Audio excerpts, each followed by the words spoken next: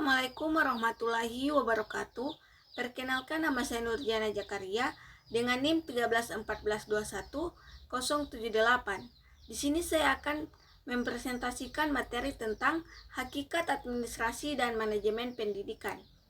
Yang pertama, pengertian administrasi dan manajemen pendidikan.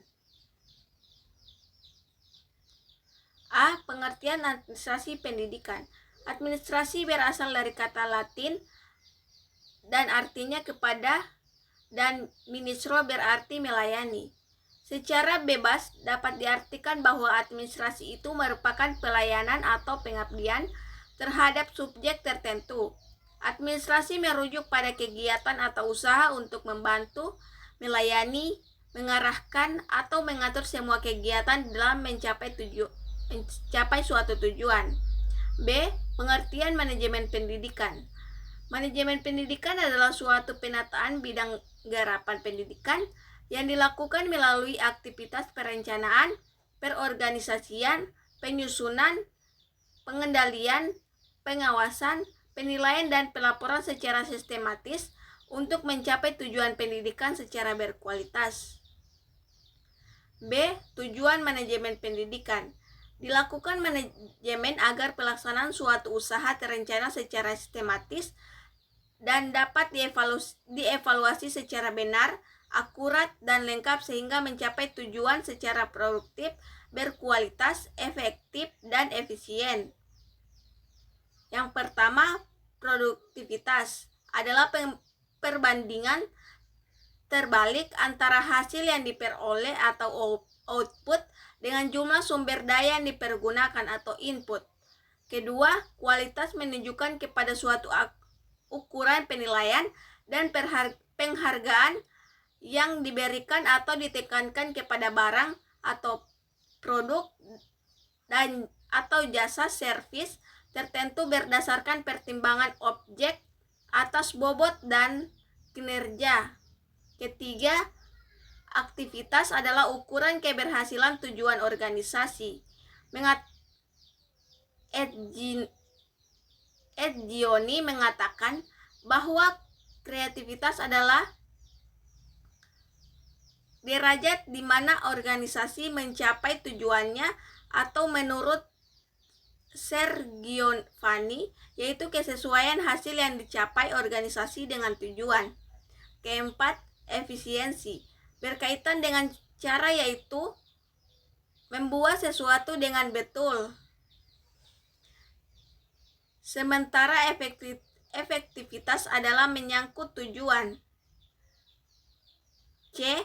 Prinsip manajemen pendidikan.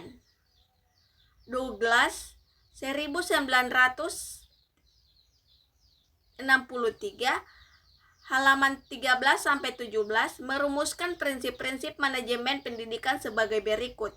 Yang pertama, memprioritaskan tujuan di atas kepentingan pribadi dan kepentingan mekanisme kerja. Kedua, mengkoordinasi wewenang dan tanggung jawab.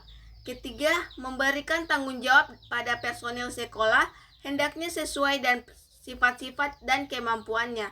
Keempat, mengenal secara baik faktor-faktor psikologis manusia. Kelima, relativitas nilai-nilai. D. Fungsi manajemen pendidikan.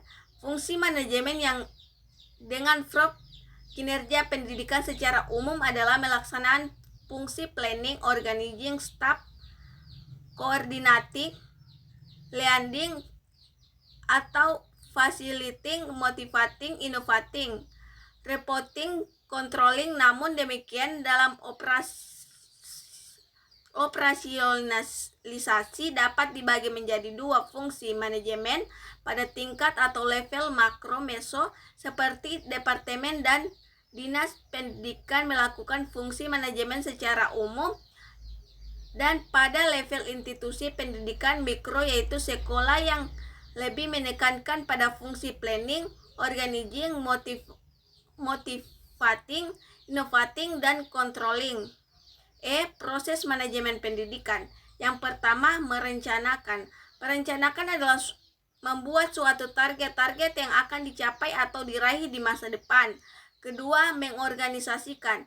Mengorganisasikan adalah proses mengatur, mengalokasikan, dan mendistribusi pekerjaan, wewenang, dan sumber daya di antara anggota organisasi untuk mencapai tujuan organisasi. Ketiga, memimpin. Memimpin institusi pendidikan lebih menekankan pada upaya mengarahkan dan memotivasi para personil agar dapat melaksanakan tugas pokok fungsinya dengan baik. Keempat, mengendalikan. Pengendalian adalah proses untuk memastikan bahwa efektivitas sebenarnya sesuai dengan aktivitas yang direncanakan. Sekian dari saya. Wabillahi taufiq wal hidayah. Wassalamualaikum warahmatullahi wabarakatuh.